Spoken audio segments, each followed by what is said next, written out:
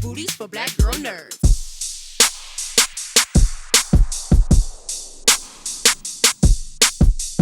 Hey, Good to Jamie. see you. Hi, Jason. Hi, Patricia. Good to see Jason, you. first of all, thanks for inviting me to this Thank junket. you. If it weren't for you, I wouldn't be here. Um, Good. I'm glad to be able to see this series because I'm familiar with the Murdaugh case. I was obsessed with it when it first broke, and watching this series, it's haunted me all over again. Excuse me. And your performances were riveting, respectively. Thank you. Patricia, I'm going to start with you. Playing Maggie, she sits at the intersection of loyalty and denial. What was the most challenging about finding empathy for someone complicit in a web of lies? Well, yeah, I totally agree. I mean, I think she was very normalized to this.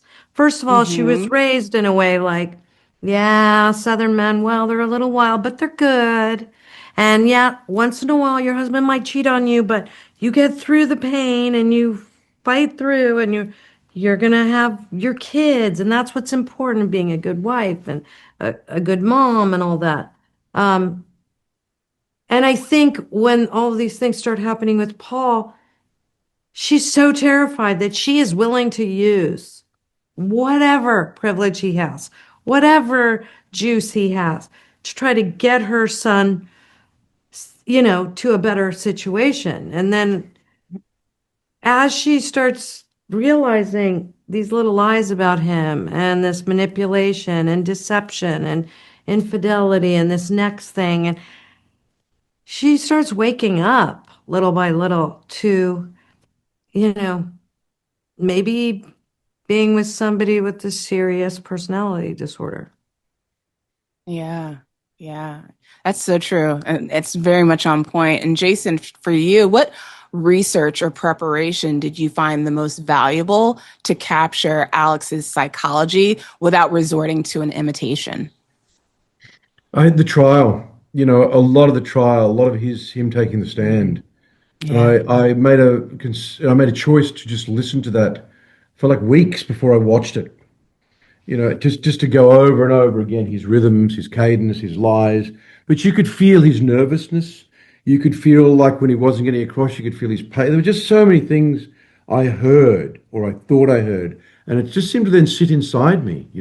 It started to sit inside. I went through stages of feeling like, oh man, I got a rough trial here. There were mistakes. That judge shouldn't have admitted that evidence. And I found myself justifying him, which was an important part for me. I think I had to justify and defend him. You know what I mean? To really go Mm, hard. I was never not going to back away from who he was and what he did. As much as I knew and what the story entailed to, a point of, I mean, I likened it to birds fly south for the winter.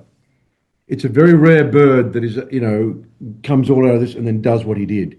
There's something different about this man to go and shoot your son and your wife in such cold blood. So, that was the process and the research that I went his own. There's enough of it around. And then, there's some of the key videos, the son, it was it's impossible to still get your head around when you listen to yeah. that video in the thing of it's a chicken, come here, Bubba, right before the end, and so I found those things wonderful challenges to like not be this evil whatever. He was just constantly after everything, and then he made a decision that it was best to cut loose with his son and his wife. And that's the cold hard reality of the psychology of this man that now is still in jail, is still living his life. He hasn't given up. He hasn't admitted defeat. He's kind of stayed strong. He's a particular bird. Yeah. Oh, it's so disturbing, but I was still riveted. And even knowing this story and even knowing how it played out and knowing the details, I It's was good to still hear. It's like good to on see. the It edge was of my interesting to see seat. it, wasn't it? It's Yeah, interesting it to was. see this family play out and to feel their connection and to feel this community and to see the beaches and to see Maggie get out and look at that boat for the first time and Yeah. cast a strange look to me at a thing, to have this feeling like I hope it humanizes and is very graceful and respectful that brings, a story which is still unfolding, actually. Yeah, yeah. A lot more resonance. Well, thank you so much for taking the time to speak to Black Girl Nerds. I really appreciate the conversation. I like Thank speaking to you. black girl nerds. They do a good job. I'm going to speak longer than 4 minutes next time. I know, right? Thank you so much, guys. Thank Thank you very you. much. Bye. Thanks so much for taking time to speak with me. I appreciate it. Likewise. Thank you. Yeah. Well, I tell you, this series really just resonates with me. It's a series that just, you still think about it long after watching it. And I watched the documentary on Netflix, so I already knew the story going into this. Johnny, I'm going to start with you. Paul reflects the vulnerability and confusion of youth caught in a powerful family's orbit. How did you access that mix of fear, loyalty, and moral conflict? Yeah, great question. I mean, I think with our version of Paul, we're really telling the story of someone raised without consequence, which I think is the story of the Murdaughs. And he's the youngest in the family, and there's so much pressure with the Murdaugh name. And so what was really interesting to me was seeing how that can manifest with his coping mechanisms, with, partying or, his defiance or whatever. That was really fun and challenging to explore, but yeah, there's a lot going on there. Yeah, indeed. And Will, for you, playing the role of the real life Buster, he's a man that's under immense social pressure, and he's also concerned about his legacy, his reputation, and expectations. What did you find the most compelling about that dynamic when approaching this role? We talked a lot about that going in terms of the pressure that they were under to carry on this legacy, and the fact that, the strength of that legacy had also been, waning generation by generation, and perhaps they were not as equipped to kind of take up that mantle as their father's generation was. But it was a really interesting dynamic to explore, and also just the differences in how Paul and Buster go about seeking that approval, because I think that at the end of the day, they are both seeking the same thing in our story, but the ways in which they go about it are vastly different. So that was really fun to explore.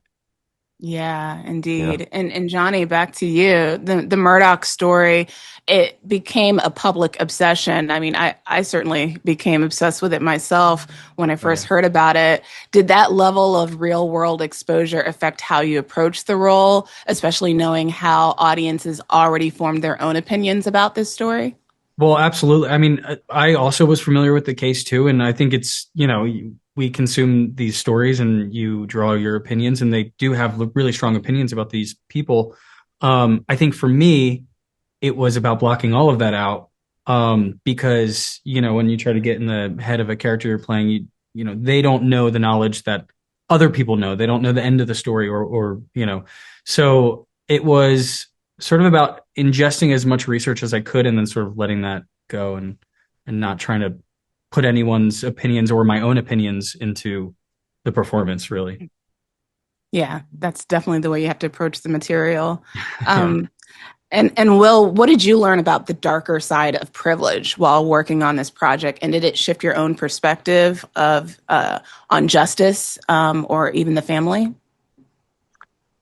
Yeah, it certainly did. There's a real darkness that, surrounds this whole story. And I wasn't familiar with the case going in, so it was really a crash course in one of the most insane stories I've, ever heard. And it was, coming at me really fast. And but yeah, diving in was really great, and also, a little harrowing at times, because it's a dark world to live in.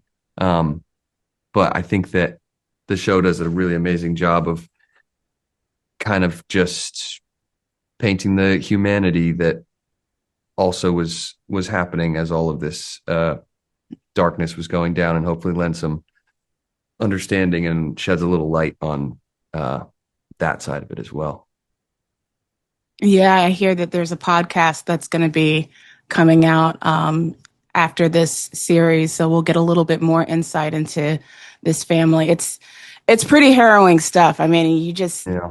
go into a rabbit hole of all of these Oh different man, events that are happening. yeah. It's wild. It's It's really expansive for wild. sure. Yeah. Never ending. Yeah, yeah. Well, thank you guys so much for taking the time to speak to Black Girl Nerds. I really appreciate the conversation today. Thank you so Thank you much for the great question. Absolutely.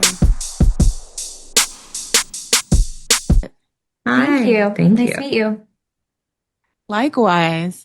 Brittany, I'm going to start with you. What emotional or creative challenges came with portraying someone who actually lived through this? That's a good question. Actually, I haven't gotten that one today. I think there's obvious things that come to mind, and I would imagine anyone would feel of wanting to do the story justice, wanting to do her justice, wanting to make sure that it was captured in the accurate light, and wanting her to be proud of me and of how I portrayed her. I think it was intimidating because this was such a huge thing that happened in her life, and in so many people's lives. And for the victims involved, I wanted to make sure that they felt connected to my character as well. I mean, she was so close with, the Stephen Smith family and Stephen Smith's mom. And I wanted to make sure that when Stephen Smith's mom watched it, she would feel a connection to me as well. Things like that, I just feel like were intimidating, but that's why I wanted to do it as well. Yeah. Mandy, for you, how closely were you involved in shaping the series? And what was most important for you to get the right tone and accuracy? Yeah, the series has been a long time in the making. I first connected with Michael D. Fuller and Erin Lee Carr in 2021, right after we started the podcast. And of all of the people that we met that wanted to turn this into a scripted story of some sort, Erin and Michael were it just was the right fit. They were victim forward. They focused on the parts of the story I cared the most about. And because we were so careful about selecting the partners that we were working with, I was able to step back with a lot of the creative decisions that they made in the show. And I'm so glad that I did that. I also didn't, I'm a first time executive producer, so I wasn't going to go in and say like, this is what you should do on camera when I don't know. I know how to make an interesting podcast, but not an interesting TV show. So I left it to them and they did an amazing Well, now you job. do. No, I know. Yeah. Yeah, now you've got learned. that on your resume. Brittany, back to you. What conversations on set stood out to you the most about telling this story with sensitivity, especially for the families that are still affected by these events? Thank you so much for asking that question. You're the first person today to ask that. And I think that was so important to me in terms of the set, because Erin and Michael, the showrunners and producers, really put that at the forefront of us filming. It was about the victims, and it was about the fact that we were doing the story for them and to show light of what really happened so that they could have a voice in this. And I think, with even the first day of shooting, it was unfortunately the day that they found Mallory Beach's body. And so that was our first day of filming. And so it wasn't lost on us of that being the forefront of why we were shooting that day. And we all took a moment of silence and had a little prayer. And I really took that into my heart of like, oh, that is what these producers want to make sure we're upholding. And I think the conversations around that were always at the, what we were doing. And especially with Mandy, I wanted to learn as much about Stephen Smith and his family and gain as much information. And I think that was huge to me. That was a huge honor to have those. Yeah, yeah. And Mandy, for you, what has the public misunderstood about the Murdaugh case, and how does this series help set the record straight? That's a really good question. You're asking like completely different questions from everybody else, and I really appreciate it. Especially as a journalist who tries to do that, you're doing a great job. Thank you.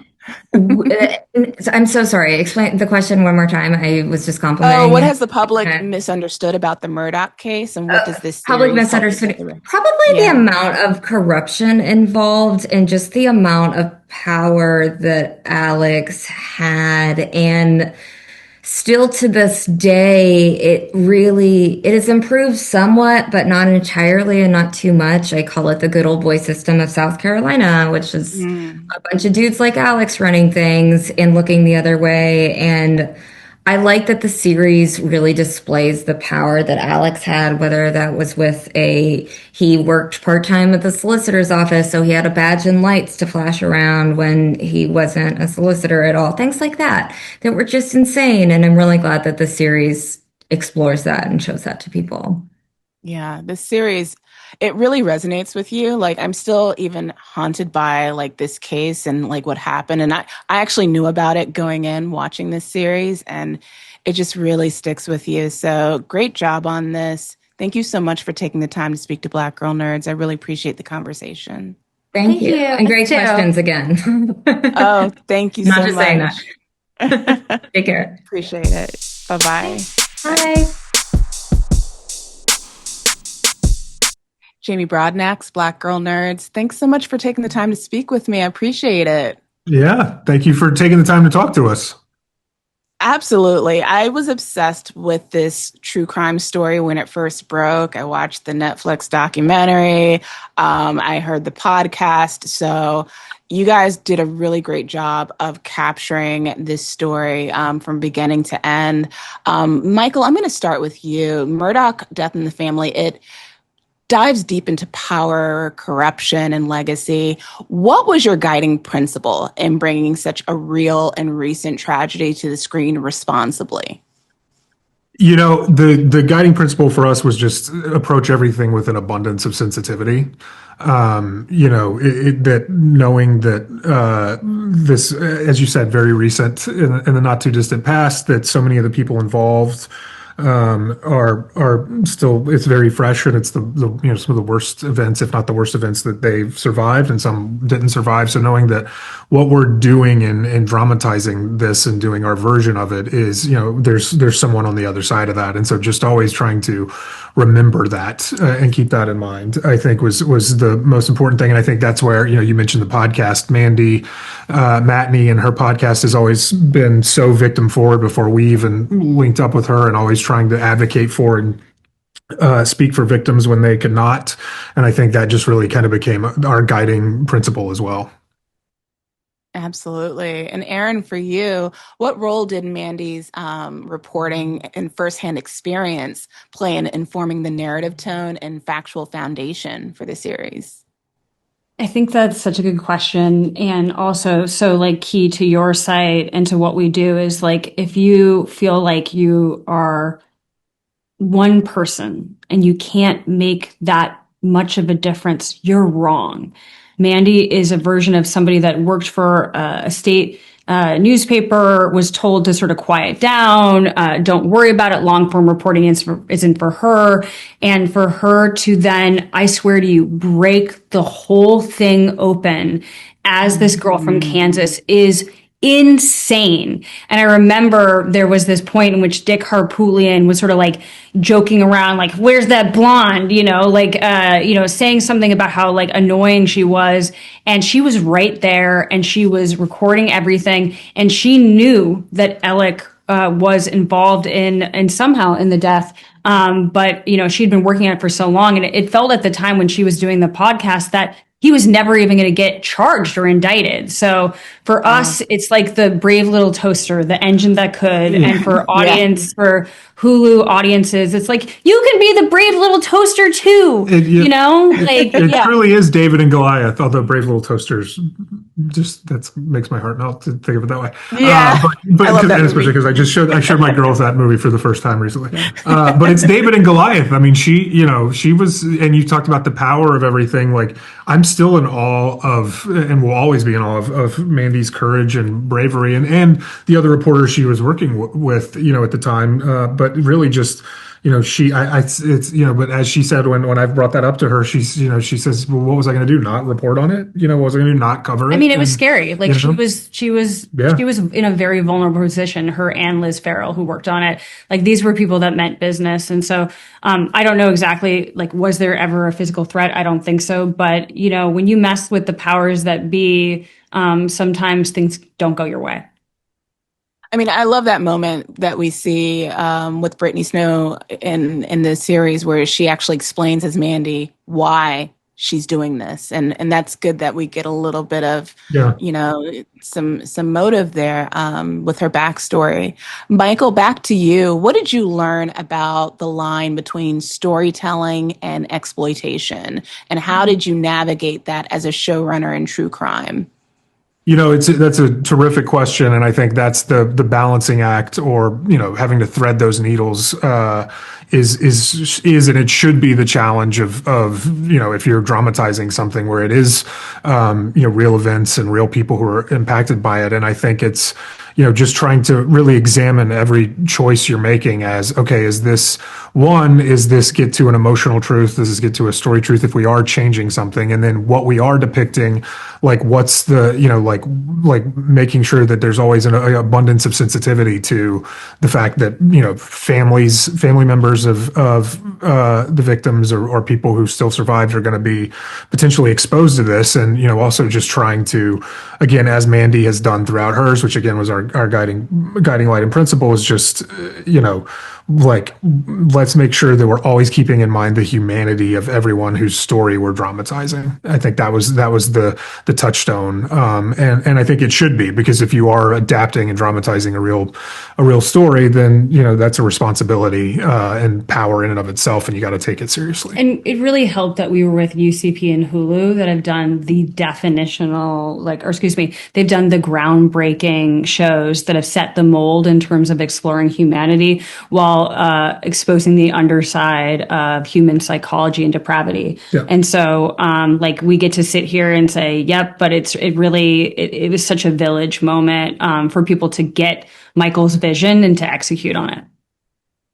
That's so perfect, seeing the humanity, but also exploring the depravity of it all, because you have to have that balance. You don't want to make them look too humane, because we've seen that in some true crime stories before, and it's like we don't want to glamorize or glorify these people. And audiences are so smart; like they know they can sniff out BS like automatically, and so it was like, how do we do the real with also. We cannot forget for a moment that lives were lost. Yeah. Absolutely. Erin, what surprised you most about this story during the research and production process? I'm somebody that I'm very proud to be nearly 10 years in recovery. And when I was looking at Paul before I was working on this, I really thought it was like a spoiled rich kid that had sort of wasn't at all apologetic. And through Johnny Berchtold's incredible performance, but also Mandy's reporting, where we learned that he had kept a picture of Mallory in his car, in his truck, the real life Paul Murdaugh. The loss of this person was extremely upsetting, and a weight that he carried every day. And in order to cope with that grief, what do? You drink more. And as somebody who's a recovering addict, it made me understand so much more about him, all the circumstances that led to that fateful day in June. So, and then trying to understand Alex's relationship with opioid addiction. So, there was just such an incredible range of things that I had no idea when I first got to, but then given the time, space, and energy to explore, it created a whole new version of it for me. Wow. Thank you for sharing that. This was just a fascinating series to watch. I believe there's also going to be a podcast coming out about this series. So I look forward to diving into more of that, because this is just, it's addictive. It's definitely a story that just you can't get enough of, because it's just so. I don't know if compelling is the right word, but it's a story that just really it sticks with you. You can't look away. Yeah. Yeah. It's so hard to look away. Yeah. Absolutely. Well, So Thank you so much. for taking Thank the you for time the to speak kind to Black words. Girl Yeah. Nerds. I appreciate Yeah. the conversation. Yes, Yes, thank you thank so you. much.